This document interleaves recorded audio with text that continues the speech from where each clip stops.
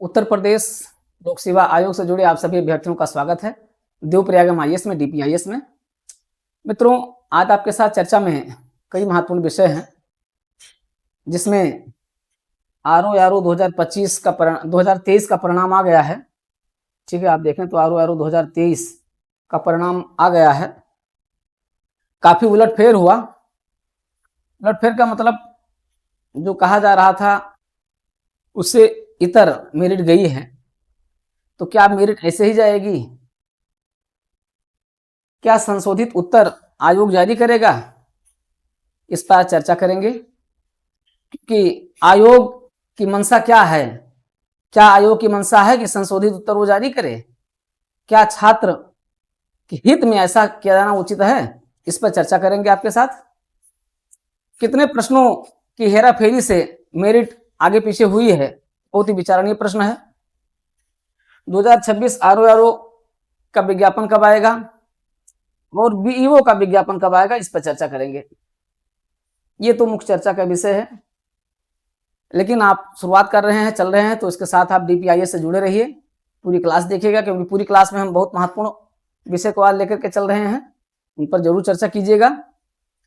और डीपीआईएस देवप्रयागम आईएएस को आप सब्सक्राइब जरूर कर लीजिएगा, और सब्सक्राइब करते हुए आप आगे बढ़िएगा। परिणाम, क्या सितंबर में कोई परिणाम आ सकता है आयोग का? सितंबर और अक्टूबर दो महत्वपूर्ण महीने हैं। हालांकि अब ये महत्वपूर्ण महीनों का क्रम चल ही रहा है, और आपका यूपी कृषि सेवा का रिजल्ट आ जाएगा, फिर सहायक कुल सचिव का रिजल्ट आ जाएगा, फिर यूपी पीसीएस का नंबर आ जाएगा, फिर फॉरेस्ट का नंबर। तो कोई जो इस तरीके से क्या है, इस तरीके के नंबर आते रहेंगे, और साक्षात्कार के लिए आपको लगातार अपने आप को अपडेट रहने का। उधर फिर आपका इंजीनियरिंग सेवा का आपका आ जाएगा, तो लगातार आपको अपडेट बने रहना होगा साक्षात्कार से भी।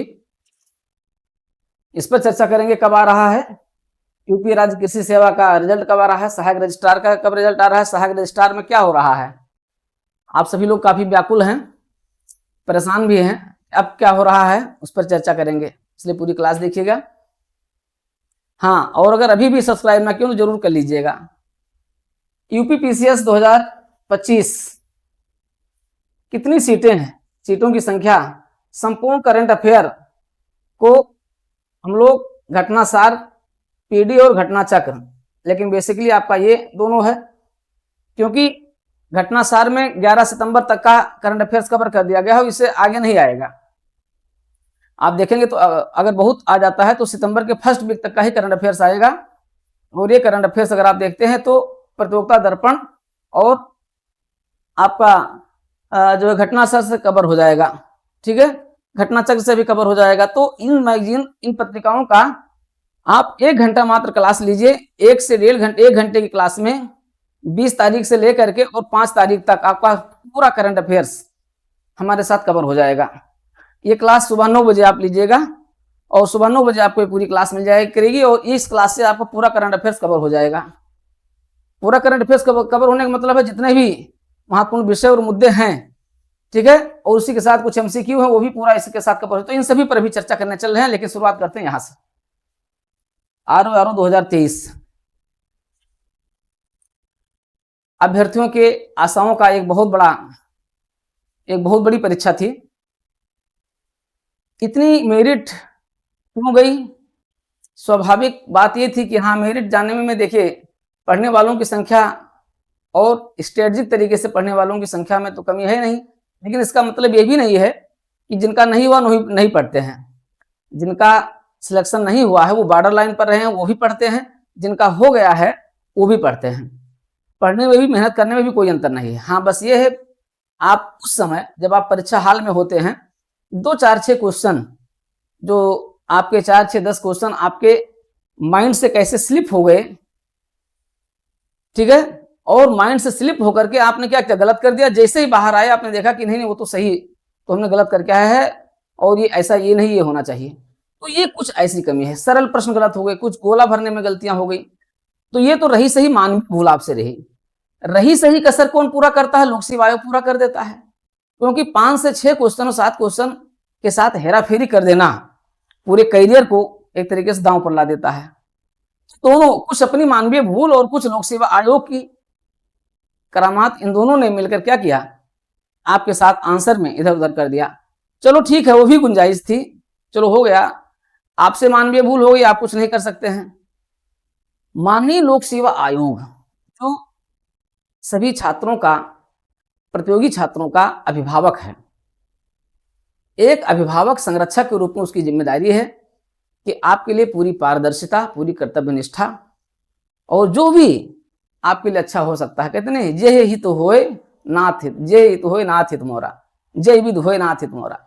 छात्रों के हित में जितना अच्छा हो सकता है वो करना चाहिए। और उसकी पहली कसौटी क्या है, उसकी पहली कसौटी है प्रारंभिक परीक्षा का परिणाम आने के साथ, परिणाम आने के साथ परिवर्तित किए गए उत्तर, जो आंसर चेंज किए गए हैं, उस आंसर की लिस्ट दे देनी चाहिए। ये उत्तर परिवर्तित किए गए हैं, इसमें जो कंडीशंस, जो प्रतियोगी छात्र इसके तहत प्रभावित हो रहे हैं, ठीक है, अब प्रभावित हो रहे हैं तो वो आप अपने से देखते रहेंगे, लेकिन ये दे देना चाहिए। इससे आपके अभिभावक होने की जो मर्यादा है वो बनी रहेगी, आपके ऊपर कोई प्रश्न चिन्ह नहीं लगेगा, आप पूरी तरीके से पारदर्शी, जवाबदेह बने रहेंगे और एक गुड गवर्नेंस की जो संकल्पना है उस पर आप खरे उतरेंगे। लेकिन दुर्भाग्य से यूपी लोक सेवा आयोग में ऐसा कई वर्षों से नहीं हो रहा है। कई वर्षों से तो स्केलिंग भगवान की महिमा हुआ करती थी, ना योग्य, जो योग्य नहीं होते थे वो भी योग्य होकर के आज अधिकारी बने हैं, और स्केलिंग ने जो है 50 नंबर का 150 नंबर कर दिया।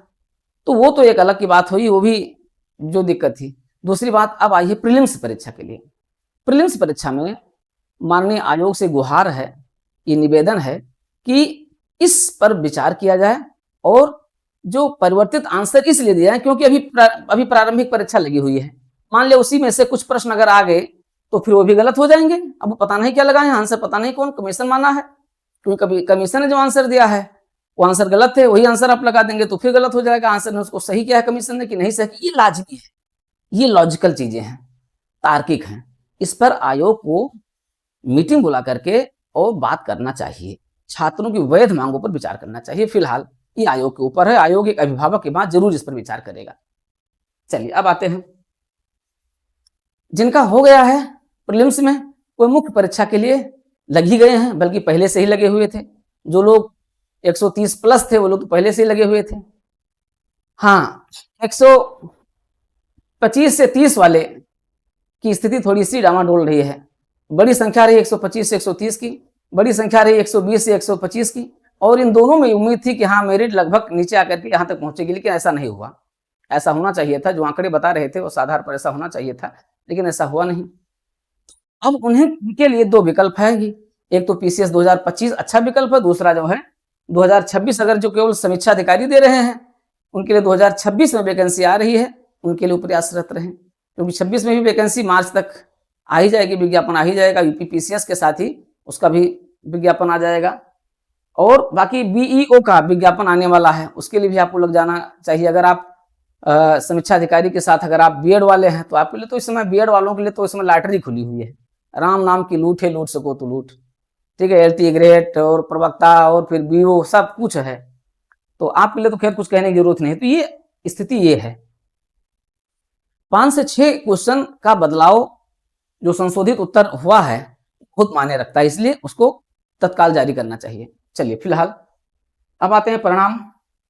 देखिए, यूपी कृषि सेवा मुख्य परीक्षा हुई लगभग 6-7 महीने हो रहे हैं अगर आप देखें, ठीक है। तो अब इसका तो रिजल्ट आ ही जाना चाहिए, अब इसका रिजल्ट आ जाना चाहिए, और इसके रिजल्ट की घंटी बज चुकी है, क्योंकि सब कुछ हो गया है। और इसका रिजल्ट अगर कोई दिक्कत नहीं हुई तो अगले सप्ताह घोषित हो जाएगा, अगले सप्ताह इसका रिजल्ट हो जाएगा। मंगल को भी मंगल हो सकता है, मतलब अगले सप्ताह पूरी संभावना है। अगर कोई टेक्निकल फॉल्ट या कोई ऐसी दिक्कत नहीं हुई तो परिणाम घोषित कर दिया जाएगा, और इसका रिजल्ट घोषित होने के बाद इसका इंटरव्यू अक्टूबर में, या तो दीपावली के जस्ट पहले या तो दीपावली के जस्ट बाद लग जाएगा, मतलब अक्टूबर में इसका इंटरव्यू करवा लेंगे। तो इसलिए ऐसे अभ्यर्थी जो आपसे भी बड़ी संख्या में हैं, यूपी कृषि सेवा से जुड़े हुए, राज्य कृषि सेवा से जुड़े हुए हैं, आप लोग इसके लिए तत्पर रहिए और अपने साक्षात्कार की तैयारी को आयाम दीजिए और DPIS में चल रहे इंटरव्यू साक्षात्कार के कार्यक्रम के साथ जरूर जुड़िए, क्योंकि हमारा जो इंटरव्यू का प्रोग्राम है वो स्पेशली चल रहा है, ठीक है, UPPCS के लिए चल रहा है, यूपी राज्य कृषि सेवा के लिए चल रहा है, साथ ही साथ आपका जो है AR के लिए चल रहा है, ठीक है। इन सभी परीक्षाओं के लिए साक्षात्कार का प्रोग्राम कंटिन्यू है। आप यहाँ से जुड़ करके अपनी अच्छी तैयारी, बेसिक तैयारी कर सकते हैं, बेसिक से एडवांस तक की पूरी तैयारी प्लस मॉक इंटरव्यू आप कर सकते हैं। अब आते हैं एक ऐसा पद जिसके बारे में कोई नहीं जानता था, एक ऐसा पद जिसके बारे में कोई नहीं जानता था फिर भी सब जान गए। उत्तर प्रदेश राज्य विश्वविद्यालय में सहायक कुल सचिव, सहायक रजिस्ट्रार, असिस्टेंट रजिस्ट्रार, एक ऐसा पद जो अब उसको अधिकारी की श्रेणी में शामिल किया जाए कि कर्मचारी की श्रेणी में शामिल किया जाए, किसमें शामिल किया जाए। हालांकि 48 पे ग्रेड है तो आप कर्मचारी तो बना नहीं सकते हैं, क्योंकि वो समीक्षा अधिकारी के रैंक का है। आप मानेंगे तो अधिकारी की श्रेणी में ही, भले ही उसकी प्रकृति, अब प्रकृति आप देखेंगे तो हर कोई व्यक्ति कुछ ना कुछ तो लिपिकीय कार्य करता ही करता है। अब आयोग अगर केवल लिपिकीय रखता है तो लिपिकीय में कौन कौन किसको किसको रखता है, ये थोड़ा सा मुश्किल काम होगा। अब कैटेगराइज, सर्विस वाइज कैटेगराइज किया गया है कि किस किस सेवा के लिए कौन कौन से हैं, उनको सबको अलग अलग कैटेगराइज कर लिया गया है। अब स्पेशल एक्सपर्ट टीम इसको डिसाइड कर रही है कि हाँ किस सेवा के लोग ऐसे हैं जो इसके दायरे में, पदों दायरे में आ रहे हैं, उनको इसमें लिया जाएगा, ठीक है। बाकी तो ये गोपनीय मामला है, अब इसके बारे में तो डिटेल चीजें बताई नहीं जा सकती हैं, लेकिन ये है कि अलग अलग सेवाओं को कैटेगराइज करके और डिसाइड करने के लिए एक्सपर्ट टीम डिसाइड करेगी कि हाँ किन किन लोगों को इसमें से लिया जा रहा है।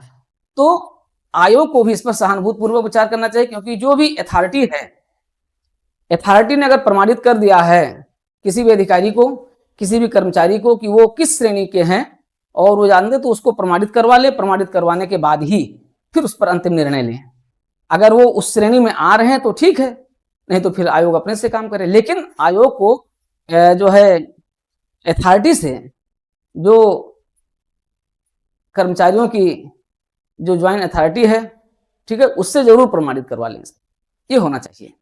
चलिए फिलहाल, और ये पूरी प्रक्रिया, क्योंकि अब पूरा मूल्यांकन हो ही गया, स्क्रूटनी हो ही गई, सब कुछ हो गया, अब अंतिम परिणाम इसका भी तैयार हो रहा है। और उसे अंतिम परिणाम तैयार होने की स्थिति में ही ये भी है कि अक्टूबर के फर्स्ट वीक में अगर हो जाएगा, नहीं तो चूंकि अक्टूबर में PCS का लोड रहेगा, अगर बहुत कुछ हुआ तो 12 अक्टूबर के बाद इसका कभी भी रिजल्ट आ सकता है। वैसे उम्मीद है कि अक्टूबर में 4 अक्टूबर तक, 5 अक्टूबर तक रिजल्ट आ जाएगा, लेकिन अगर फिर भी कुछ हुआ तो 12 अक्टूबर के बाद कभी भी इसका परिणाम जो घोषित हो सकता है, ठीक है। इसलिए ये भी आपके लिए क्या है, बहुत महत्वपूर्ण है। और इसके लिए भी साक्षात्कार की कक्षाएं चल रही, साक्षात्कार के साथ आप जुड़ करके क्या कर सकते हैं, अच्छा कर सकते हैं, बहुत अच्छा कर सकते हैं, क्योंकि ज्यादा समय आपके पास बचेगा नहीं, आपके पास लिमिटेड समय है। आप आज ही हमारी इंटरव्यू की क्लास के साथ जुड़ करके और इस पर संपूर्ण तैयारी अपने सहायक रजिस्ट्रार पर कर सकते हैं। इसका संपूर्ण हमारी 3 बुकलेट है, 3 बुकलेट पर आधारित पूरी क्लास है, जिसमें मॉक इंटरव्यू है, सब कुछ आपको मिल रहा है। आप इसके साथ जुड़ करके और आप अपनी तैयारी को बेहतरीन कर सकते हैं। UPPCS 2025 के बारे में हमने आपको बताया, संपूर्ण करंट अफेयर्स घटनासार, इसकी क्लास आपकी शुरू हो रही है। 20 तारीख से सुबह 9 बजे से आपको सारी क्लासेज मिलेगी और PDF भी आपको मिलता रहेगा, और ये पूरी क्लास आपको मिलेगी। आप DPIS यूट्यूब चैनल पर ये पूरी क्लास रहेगी। ये पूरी क्लास आपको DPIS यूट्यूब चैनल पर रहेगी, निःशुल्क क्लास रहेगी, और इस पूरी क्लास को आप DPIS यूट्यूब चैनल पर ले सकते हैं। PDF इसका ले सकते हैं। PDF के लिए आप हमारे देवप्रयाग MIS ऐप को डाउनलोड कर लीजिए, ठीक है, वहां से आपको पूरा जो है इसका PDF मिल जाएगा, ठीक है। तो आप बिल्कुल पूरा करंट अफेयर्स स्ट्रेटेजिक तरीके से कवर हो जाएगा, इसलिए आप इसके साथ जुड़े रहें। तो मित्रों, ये रहा है अपडेट, और इसी के साथ आप UPPCS के लिए लगे रहें। अगली क्लास में हम UPPCS के पदों की संख्या पर चर्चा करेंगे, और UPPCS में प्रश्नों की प्रकृति क्या हो सकती है ROR के आधार पर, उस पर चर्चा करेंगे। इसलिए DPIS यूट्यूब चैनल को सब्सक्राइब करके जुड़े रहिए, पूरी क्लास लीजिए और स्ट्रेटेजिक प्रिपरेशन को आगे बढ़ाइए। ढेर सारी शुभकामनाएं।